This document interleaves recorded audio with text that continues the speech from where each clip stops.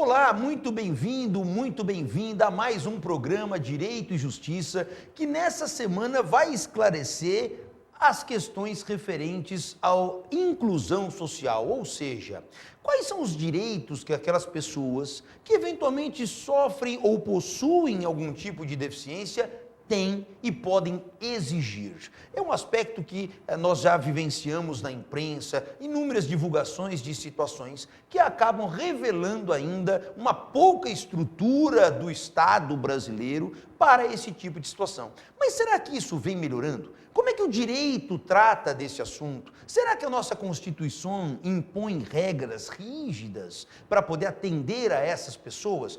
Para que a gente possa compreender tudo isso, hoje eu tenho a rara felicidade de receber aqui o Dr. Roberto Bolognini, ele que é advogado, ele que é professor universitário, é mestre e doutor em direito, autor de obra jurídica e que está aqui hoje para esclarecer esses aspectos para nós. Dr. Roberto, é uma alegria recebê-lo aqui, seja muito bem-vindo. Muito obrigado, a alegria é toda minha, eu agradeço o convite e estou à disposição para nós conversarmos e esclarecermos questões que ainda são nebulosas aí, inclusive para as pessoas com deficiência. Exatamente, essa questão, o senhor já tocou num ponto extremamente importante. As pessoas muitas vezes desconhecem os direitos que têm, né? E acabam, nós conversávamos há pouco, elas acabam se acostumando a ser desrespeitadas. Esse é um detalhe muito importante. Aliás, eu já quero começar o nosso bate-papo, doutor Roberto, até para que os nossos telespectadores possam entender e conhecer um pouquinho. Me conte um pouco da sua trajetória, da sua história e também das dificuldades que o senhor encontrou no transcorrer de toda essa jornada. É verdade, eu passei por um funil, vamos dizer assim, para chegar onde eu cheguei. Eu fiquei cego com 10 anos de idade, não era o único caso na família, meu pai com 47 anos perdeu a visão e eu tenho um irmão também que não enxerga, um sobrinho que não enxerga. É um problema genético e com 10 anos de idade eu tive que começar a assumir a minha falta de visão e buscar os meus caminhos. Foi muito difícil, na época, eu estou falando de 1975, não havia livros em braille à disposição e eu estudava como? Com o auxílio da minha mãe e também dos meus colegas. Quando chegou na universidade, a universidade não havia livros de direito, eu fiz graduação em direito, não havia livros de direito em braille e nem havia a tecnologia que há hoje. E eu, na verdade, pedia para gravar os meus livros. Eu gravava em fita cassete e a dificuldade era enorme, porque quando eu tinha dinheiro para comprar o livro, eu não tinha dinheiro para fita cassete. Entendi. Quando eu tinha dinheiro para cassete, não tinha para o livro. Perfeito. E dependia dos outros também para gravar as minhas matérias, dos livros, e fita cassete, que tem muita gente que nem conhece hoje o que é fita cassete, porque, obviamente, já está fora do nosso padrão. Então, foi um esforço muito grande. De qualquer maneira, eu consegui fazer o Mackenzie, a graduação. Depois, como você coloca, eu fui para a PUC, fiz mestrado e doutorado. E, enfim, estou na estrada aí, advogando já há 30 anos, como professor há 25 anos, professor de Direito Civil. É uma história, como vocês podem perceber, brilhante, de superação, de esforço pessoal. E se você quiser participar do nosso programa, se você quiser tirar dúvidas com o Dr. Roberto, o nosso telefone, o nosso WhatsApp é 981-420-208. Mande para cá a sua pergunta ou pelas redes sociais, se você preferir, que o Dr. Roberto vai esclarecendo a você os pontos que você indicar, tá ok? E, Dr. Roberto, me diga uma coisa. Vamos pensar agora na nossa situação jurídica do Brasil atualmente. Como é que a gente pode considerar a legislação da inclusão social no Brasil? Ela está ainda muito defasada se comparada com outros países ou ela vem num caminho crescente, num caminho certo e hoje já está adequada? Hoje nós temos o Estatuto da Pessoa com Deficiência, chamado de Estatuto da Inclusão, que está aliado, está em consonância com a Convenção das Pessoas com Deficiência de 2006. Inclusive, essa convenção, esse tratado, foi reconhecido como lei no Brasil pelo Decreto Legislativo 186 de 2008. E esse estatuto, que foi um projeto do Paulo Paim, ele reuniu praticamente toda a legislação que era expressa e que defendia os interesses das pessoas com deficiência. Então, o estatuto teve esse grande mérito, reuniu num corpo só a legislação. É uma legislação, Leonardo, muito avançada, comparada com as legislações que tratam do assunto dos países da América Latina, ela está muito à frente. Ela pode ser comparada à legislação norte-americana e alemã e japonesa, que são as mais avançadas na área de deficiência. Agora, o problema é que nem o deficiente conhece a legislação, a maioria, e também a população não tem esse conhecimento. E aí a nossa dificuldade. Por isso a importância de um espaço como você está concedendo, para que as pessoas tomem conhecimento da legislação, tomem conhecimento dos seus direitos básicos. Não, sem dúvida, é o que nós comentamos sempre aqui no nosso programa, doutor Roberto, que é o seguinte: a finalidade principal desse programa é a informação. Perfeito. Não adianta as pessoas terem os direitos, mas não conhecerem os seus próprios direitos. Então, quando você tem o direito, mas não o exerce, a eficácia dele se torna praticamente inexistente. Agora, em relação a esse ponto, quando nós falamos de inclusão social, me parece que é um tema muito correlato à questão das cotas. Né? E quando a gente fala em cota, nós temos cotas, por exemplo, em universidades, nós temos as cotas que já são disponibilizadas por lei. Mas a questão de cotas para pessoas que precisam dessa inclusão, dessa ideia da inclusão, nas empresas, como é que está isso? Já existe alguma coisa regulamentando essa questão ou ainda não? Existe. O próprio Estatuto tem um capítulo próprio que trata do trabalho, da relação de trabalho das pessoas com deficiência. E existe uma lei, que é a Lei 82/13 de 91, que no artigo 93 determina que as empresas particulares com mais de 100 funcionários, até 200 funcionários, têm que garantir 2% no quadro para pessoas com deficiência. De 201 a 500, 3%. De 501 a 1.000, 4%. E acima de 1.000, 5%. Isso é obrigatório, tem que ser preenchida essa cota e que também no poder público, né, também nas empresas de natureza pública, há a necessidade desse preenchimento. Então, todo edital para concurso, existe ali um número de vagas que tem que ser destinado às pessoas com deficiência. Melhorou, Leonardo, muito em relação à minha época. Em relação à minha época, era muito difícil, quando eu comecei com 20, 21 anos, como deficiente, ter a oportunidade de trabalhar. Hoje, os deficientes têm essa oportunidade, nós caminhamos, nós vamos colocar de 1 a 10, nós estamos no número 2, porque tem muita empresa que não respeita isso, tem muita empresa que tem o próprio deficiente no seu quadro de empregados e paga um salário mínimo para o indivíduo ficar na sua casa.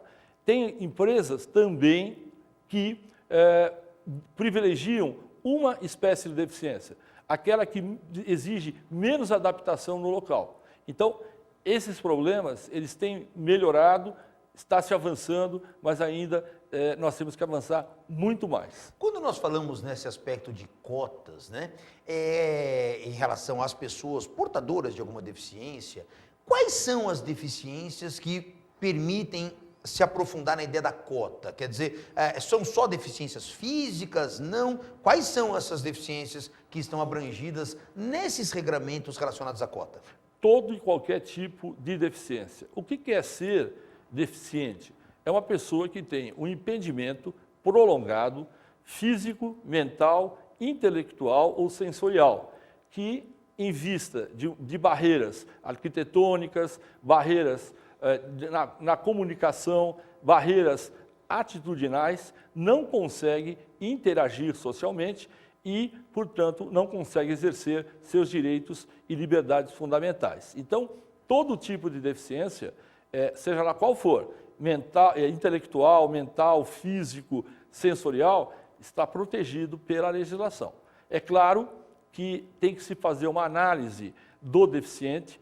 Antigamente, Leonardo, a questão da deficiência levava em conta o modelo médico. Tá. Então, o indivíduo se colocava na frente de um médico e o médico definia, segundo a sua moléstia ou segundo a sua deficiência, o caráter desse indivíduo como deficiente. Agora mudou. o nosso modelo é social, é um modelo norte-americano, em que não é apenas o exame médico de um indivíduo que o define como deficiente, e sim um exame psicossocial. A sociedade, o ambiente que ele frequenta, também tem que estar adaptado, porque se não estiver adaptado para que ele possa ali interagir, efetivamente ele vai ser considerado deficiente. Há quem diga, inclusive, que não é a pessoa que é considerada deficiente, e sim o meio social, se não estiver adaptado, que coloca esse indivíduo nessa condição. Perfeito, perfeito. Agora me diga uma outra questão. Em relação à nossa evolução legislativa, qual foi a importância da Constituição Federal de 88 para esses direitos? A partir, eu queria que o senhor fizesse resumidamente as comparações entre o antes e o depois da Constituição de 88 em relação a esses direitos. Nós temos que aí apresentar um dado histórico interessante. A Constituição que vigora é de 1988, é considerada uma Constituição humana, social. Antes de 88, a Constituição de 67, emendada em 69, ela não previa direito quase algum para as pessoas com deficiência. Existia lá a emenda 12, que falava em ensino gratuito e especializado. E por quê? Porque nós vivíamos um regime de exceção, ditatorial, em que o valor humano sempre era colocado em segundo, terceiro plano. A partir da Constituição de 88, do princípio da dignidade humana, do princípio da cidadania, princípio da solidariedade, da igualdade, abriu-se a possibilidade de se regulamentar, especificando cada deficiência, várias situações que os deficientes estariam envolvidos e estão. Então, quais seriam essa questão? Você pega o Estatuto hoje, Lei 13.146 de 2015, que reuniu praticamente toda a legislação nacional tratando dos deficientes. Você pega essa legislação, essa lei, você tem lá questões que envolvem acessibilidade, questões que envolvem saúde, questões que envolvem educação, assistência social, trabalho. Então, hoje, a situação está bem melhor, como eu pude frisar. Antes de 88, praticamente o deficiente não tinha direito algum previsto e, infelizmente, sinônimo de deficiência era incapacidade civil. Até isso foi mudado, né? Até isso foi mudado. Hoje a questão da capacidade civil no próprio Código, após a Lei 13.146, de 2015, o Código Civil também teve alterações. Olha, Leonardo, para você ver o absurdo, não podia o indivíduo deficiente intelectual se casar. Se o casamento fosse celebrado, ele seria nulo de pleno direito, né? O próprio Código Civil previa essa situação no artigo 1448. Agora, com a Lei 13.146 de 2015, isso foi alterado e, embora o indivíduo tenha deficiência intelectual ou qualquer tipo de deficiência, ele pode contrair núpcias, porque não será esse casamento considerado nulo, o que é justo. Na verdade, é o resgate da dignidade, né, dessas Perfeito. pessoas, porque a partir do momento em que você as priva por completo do exercício da maior parte daqueles direitos que são inerentes ao ser humano, você acaba, sem dúvida alguma, confrontando o princípio que é básico da Constituição Federal, lá no artigo 1º, inciso 3, que fala da dignidade da pessoa humana. Perfeito. Nós estamos recebendo aqui no programa Direito e Justiça o Dr. Roberto Bolognini, falando especificamente sobre a inclusão social das pessoas com deficiência. Você querendo participar, mande a sua pergunta para cá e o Dr. Roberto esclarece a você. Em relação à inclusão nas escolas, Dr. Roberto, como é que nós temos hoje essa preparação? Porque uma grande preocupação que todos nós temos, e o senhor já mencionou aqui com maestria, o fato de que a nossa legislação ela é extremamente moderna. Sim. Mas não adianta termos a legislação moderna se eventualmente não há estrutura para implementar essas diretrizes da legislação. Me preocupa muito, principalmente pela idade que essas pessoas acabam se encontrando, que é um momento de formação de personalidade, é um momento muito complicado em relação a esse crescimento intelectual, as escolas. Então, como funciona a inclusão das pessoas com deficiência nas escolas? Olha, melhorou, tanto na escola pública como privada, ocorreu uma conscientização maior e também elas são devidamente fiscalizadas. E caso não venham adaptar o ambiente, escolar, as escolas podem também sofrer uma multa muito grande, especialmente as privadas. Melhorou, mas ainda nós não chegamos no ideal. Por quê? Porque muitos entendem que inclusão é simplesmente colocar um deficiente junto com pessoas que não sejam deficientes para que haja inclusão. Inclusão não é isso. Inclusão é mais que isso. Inclusão é... Isso é muito importante o senhor explicar. É adaptar o ambiente por meio da acessibilidade, é eliminar barreiras, como eu disse, arquitetônicas, de comunicação e também atitudinais, e dessa forma permitir que uma pessoa com deficiência tenha autonomia e segurança para interagir com pessoas de um modo geral, deficientes ou não. Então, por exemplo, o que tem sido feito hoje? Na minha época não havia isso, quando eu estudei. O indivíduo é universitário e ele, por exemplo, é cego. A faculdade tem que colocar alguém à sua disposição para que esse indivíduo seja acompanhado em sala de aula e possa esse assistente lhe auxiliar em alguma coisa que é colocado numa lousa, um slide e assim por diante. E, inclusive, nas provas, esse indivíduo é que acaba aplicando a prova para o aluno e depois entrega para o professor. Todas as universidades particulares fazem isso? Não, não são todas, mas aquelas que não o fazem podem ser denunciadas. Podem ser denunciadas e, inclusive, isso caracterizar discriminação. Isso que eu queria até comentar, porque existe a legislação impõe direitos e também deveres para as instituições, sejam elas privadas ou públicas, mas eu queria indagar o seguinte, primeiro, se há fiscalização por parte do poder público em cima dessas instituições para saber se estão cumprindo os seus deveres e na hipótese de constatar que não estão atendendo às diretrizes da inclusão social, qual é o tipo de penalidade que essas instituições podem sofrer? Veja, além de ser multada, perde o direito para financiamentos do próprio ensino. Eu estou falando das empresas privadas, faculdades, universidades privadas. E mais que isso, se você apanhar a Lei 13.146 de 2015, artigos 88 a 91, existe ali um arcabouço de sanções, de normas que sancionam os indivíduos que não permitem a inclusão. E, portanto, a discriminação. A discriminação é punida, o artigo 88 fala isso, de 1 ano a 3 anos mais multa, 1 ano a 3 anos de reclusão, caso o indivíduo trate uma pessoa com discriminação. Na medida em que o ambiente não é adaptado, o artigo 4º do Estatuto da Pessoa com Deficiência, Estatuto da Inclusão, considera a não adaptação do ambiente como forma de discriminação. Porque o que é discriminação? É uma forma de restringir, excluir ou distinguir uma pessoa deficiente por ação ou omissão com o propósito de impedir, anular ou prejudicar essa pessoa para exercer seus direitos e liberdades fundamentais. E o próprio artigo coloca que a falta de adaptação no ambiente pode caracterizar discriminação e aí temos do artigo 88 a 91 as sanções previstas. Essa situação das pessoas, então, portadoras dessas deficiências, elas podem exigir do Estado, do poder público em geral, que forneça a elas equipamentos para auxiliá-las? Sem dúvida, Leonardo. O poder público não pode ficar omisso nesse sentido. Para que você tenha uma ideia, o artigo 19 do Estatuto, ele prevê, inclusive, em caso de saúde, isso não é cumprido, que o deficiente possa ser tratado em casa.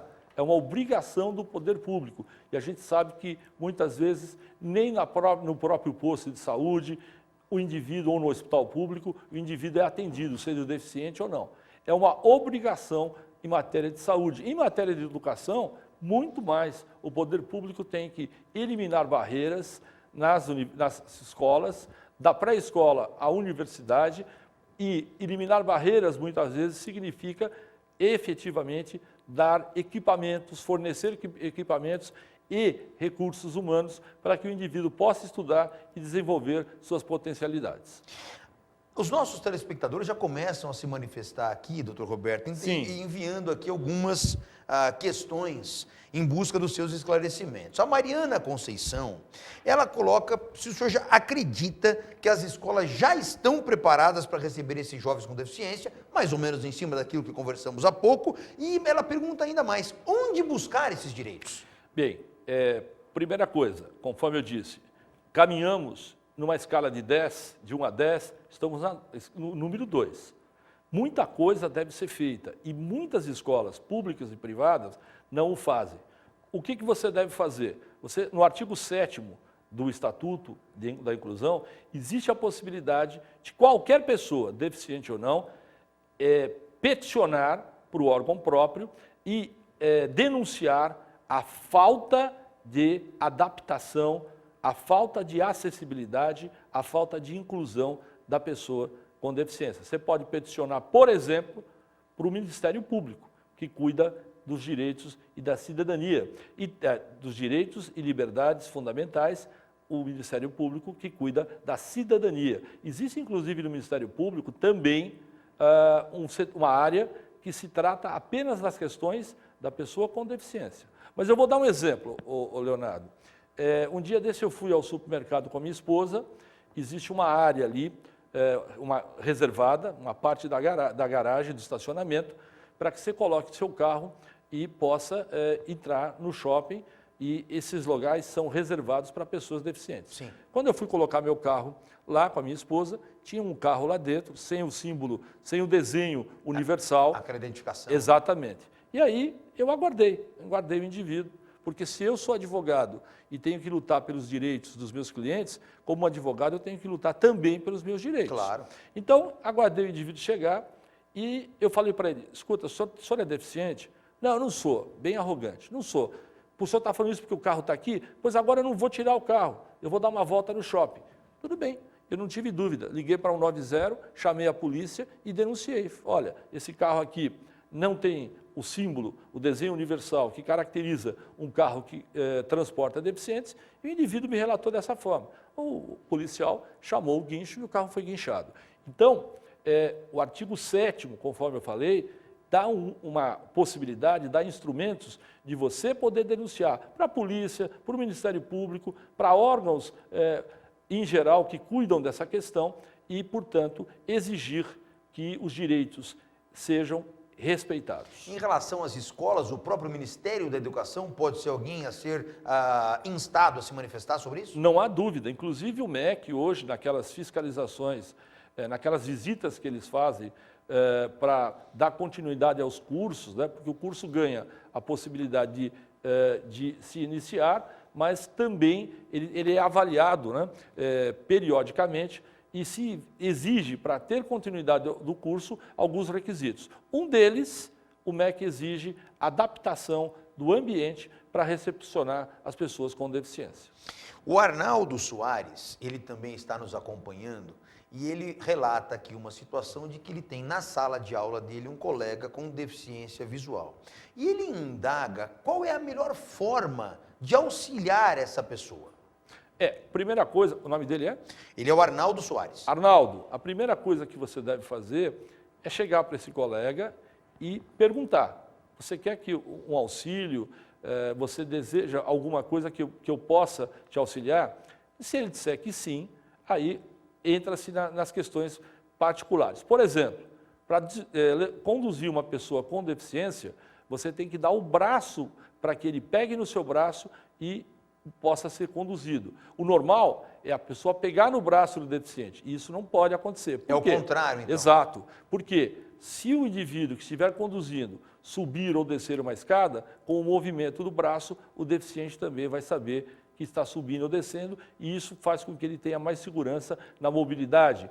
Em relação ao estudo, hoje há muita tecnologia, livros, inclusive, digitalizados, mas ainda há dificuldade para um acesso maior à literatura. É uma coisa que você pode auxiliar seu colega, lendo para ele, gravando para ele uma eventual matéria dada em sala de aula. O Francisco Coimbra faz uma outra pergunta que já guarda uma relação direta com esse tema abordado em relação a essas tecnologias. Ele pergunta, em primeiro lugar, como estão essas tecnologias, se ainda estão muito distantes daquilo que é ideal, e mais do que isso, se o acesso a elas pode ser gratuito. Bom, todo celular, vamos falar dos celulares, todo celular, Android ou iPhone, ele tem a possibilidade de ser acessível. Tem a acessibilidade que pode ser efetivamente ligada. Então, por exemplo, você pega um iPhone, ele tem o botão iniciar. Você dá 3 toques no botão, o celular já começa a falar. Então, você tem, inclusive, a possibilidade de baixar da própria loja, isso não é feito gratuitamente, algumas vozes sim, outras não. Um sintetizador de voz que vai ler os seus livros, né?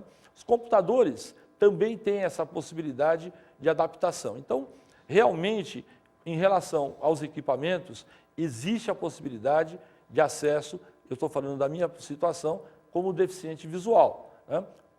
Agora, existem livros disponíveis? Existem livros digitalizados que são vendidos nas editoras. Só que elas vêm com uma trava que não permite que o sintetizador de voz consiga lê-la.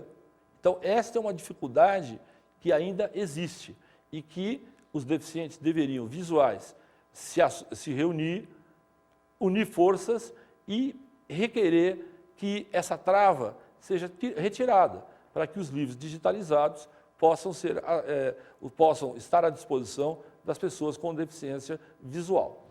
Em relação àqueles deficientes que não possuem condição laboral, eles não têm como trabalhar, muitas vezes até em razão naturalmente da própria deficiência que não permite uma atividade laboral e ao mesmo tempo a família não tem condições de prover, uma família humilde não tem condições de prover a sua subsistência. Como ele faz? Ele tem direitos? Tem. A nossa Constituição trata do princípio da solidariedade. A solidariedade, ela hoje não só tem caráter humano, mas tem caráter legal. Então, como é que é a situação? Primeiro, cada cidadão tem que prover as suas necessidades. Ele não pode fazê-lo. Quem deve fazê-lo? Sua família. Se a sua família não puder fazer, é o Estado, é o poder público que deve fazer. Para quem não tem capacidade laboral, quem não tem condição física para trabalhar sendo deficiente, a lei contempla a possibilidade de um salário mínimo que deve ser requerido na Previdência Social. A lei que trata isso é o LOAS, Lei de Organização e Assistência Social. Essa lei é a Lei 9.742 de 93. 9.742 de 93. Aliás, perdão, 8.742 de 93. Só que acontece o seguinte, Leonardo. A lei prevê o seguinte, o deficiente que não tem capacidade laboral, ele tem direito a esse benefício caso a renda média familiar seja menor que 1/4 de salário mínimo. Então, familiar. Familiar. Então, a condição para o deficiente conseguir isso, mesmo não tendo capacidade laboral, é muito difícil. O Tribunal Regional Federal tem flexibilizado essa situação, entendendo que não é o valor monetário, menos de 1/4 de salário mínimo, que tem que ser determinante para a concessão desse benefício, e sim a necessidade do indivíduo e a necessidade da família. Até porque, quando o indivíduo é deficiente e é privado, como nós somos, de muitos serviços que o Estado deveria fazer, o dinheiro particular do próprio deficiente pode suprir essas necessidades. Então, é justo que a lei seja alterada e, portanto, seguir o que o Tribunal Regional Federal tem seguido, concedendo, inclusive, eu vi um julgado outro dia, para uma renda mensal familiar de 4, 5 mil reais, a possibilidade de um deficiente que não pode trabalhar conseguir o benefício. Quando nós falamos em inclusão social e as diretrizes, as leis que regulamentam esse tema, o Estado, eu sempre brinco que o Estado ele cria, ele edita as normas, mas muitas vezes ele esquece que ele também é destinatário dessas mesmas normas. Então ele acaba não cumprindo aquilo que ele próprio determina que tem que cumprir. A pergunta que fica é assim: o Estado, o poder público, que não cumpre isso, ele também pode sofrer consequências como multas, penalidades, daí por diante? Não tenha dúvida, o agente público, dentro do seu cargo, investido no seu cargo, ele é responsável, pode ser inclusive preso, está submetido às mesmas regras do indivíduo particular, artigos, repito, 88 a 91 do Estatuto da Inclusão. E, sendo o poder público, o próprio deficiente tem a possibilidade, violado um direito, de ingressar com mandado de segurança para proteger seus direitos individuais, ou mandado de segurança coletivo, ou ações coletivas que estão previstas na Constituição para que esses direitos que passam a ser difusos esses interesses que passam a ser difusos sejam protegidos. Doutor Roberto, infelizmente nós chegamos ao final do nosso programa Direito e Justiça. Eu quero agradecer demais a sua presença, até porque tenho certeza absoluta que o seu exemplo de força, de luta, de buscar chegar onde o senhor gostaria de chegar e de fato ainda tenho certeza absoluta, ainda alcançará inúmeros outros avanços e sucessos, além desses incontáveis que já teve, serve de exemplo para a nossa sociedade, que muitas vezes se acomoda imaginando que aquela dificuldade impede o alcance do sucesso. O senhor está aqui para provar que isso não é verdade. Muito obrigado pela sua presença, renovo os convites para que venha em outras oportunidades, porque esse tema é bastante extenso e o aguardaremos. Eu agradeço o convite, agradeço a produção, a você, por ter essa oportunidade de relatar um pouco da minha vida pessoal e dos direitos das pessoas com deficiência. Sendo convidado, estarei sempre à disposição. Muito obrigado. E virá mais vezes, com certeza absoluta. O nosso programa Direito e Justiça fica por aqui essa semana e nos vemos no próximo programa. Até lá!